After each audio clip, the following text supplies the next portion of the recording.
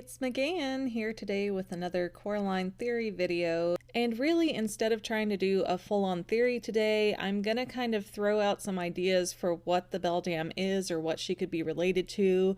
Spoiler alert, I am not gonna really have a solid answer, but I have found tons and tons of different creatures that seem to have different aspects that the Beldam possesses, so maybe some of you know more than I do or can throw out other ideas that might be helpful in this research. First things first, we have to ask what kind of traits are we looking to match up for the Beldam? The Beldam is said to have no reflection in mirrors. She can create illusions. She has a very long life.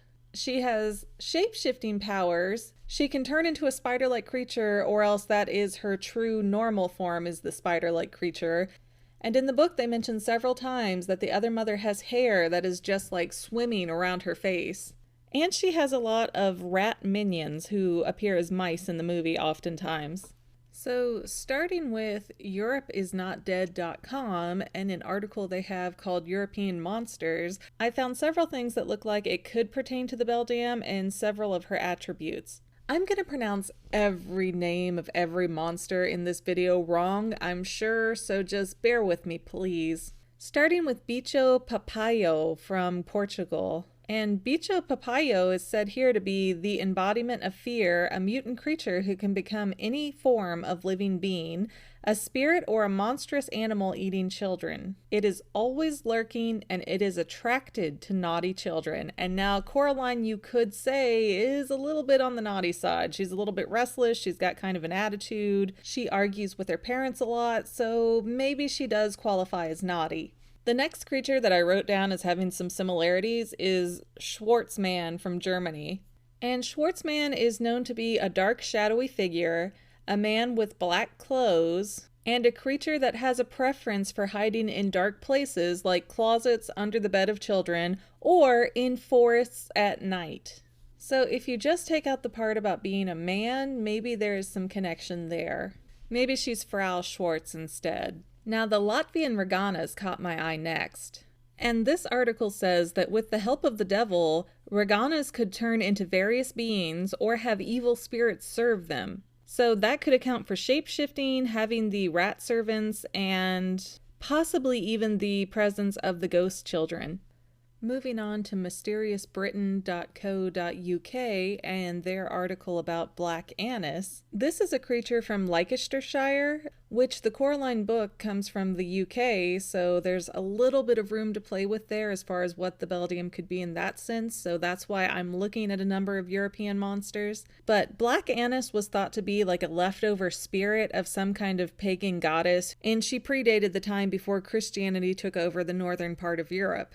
And to cherry pick through some of her characteristics, this website says that she was immensely strong with sharp tearing teeth, long black claws, she lived in a place that used to be a great forest, and although partial to all human flesh, she took particular delight in eating young children. The website also mentions that Black Annis also made a cave for herself with her bare hands because she tore through the rock with her iron claws. Where have we seen iron claws before? And to top it off, Black Annis was known to have a cat. So while she doesn't match our full criteria, it seems like there's quite a bit of matches there.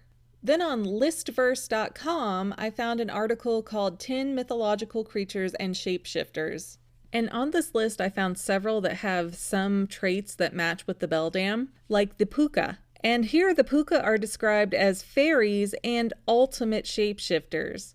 And while we don't know what exactly the Beldam is, a type of fairy could really be possible if you consider things like Maleficent herself is a fairy.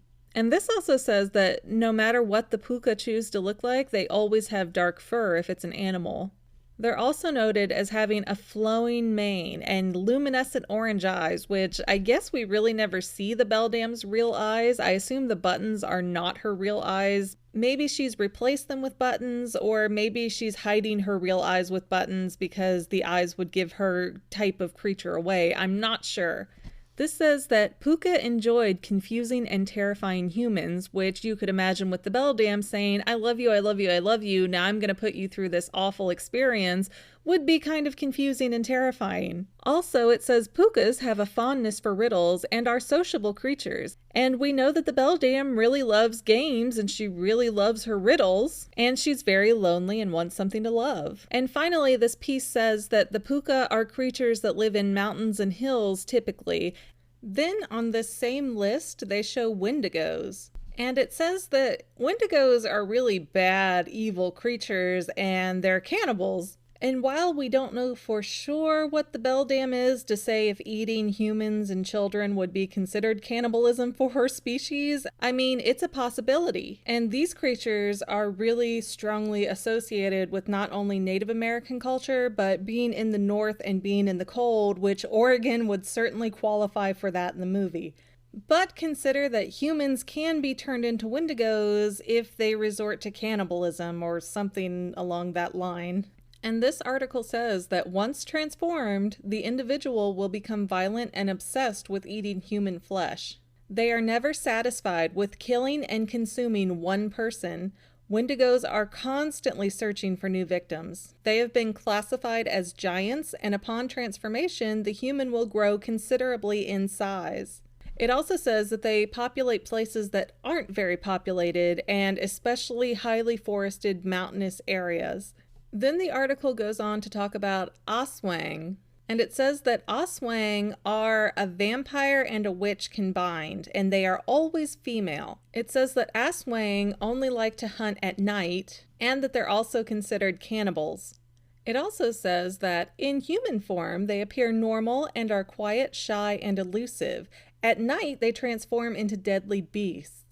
And finally, on yokai.wikia.com, I found Giotto Gumo, which means horror spider, oddly.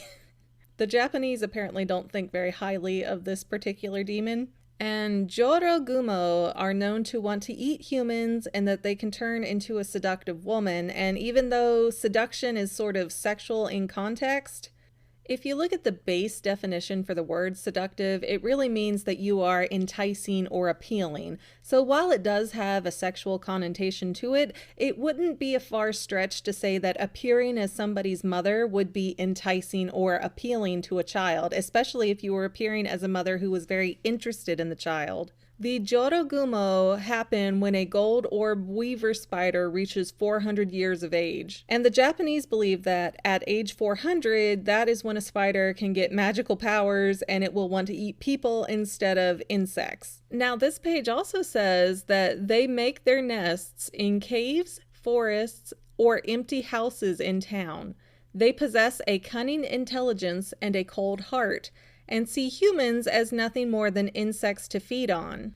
They are skillful deceivers and powerful shapeshifters, usually spending their lives appearing as young, sexy, and stunningly beautiful women. Giotto Gumo can spin silk threads strong enough to ensnare a grown man so that he cannot escape.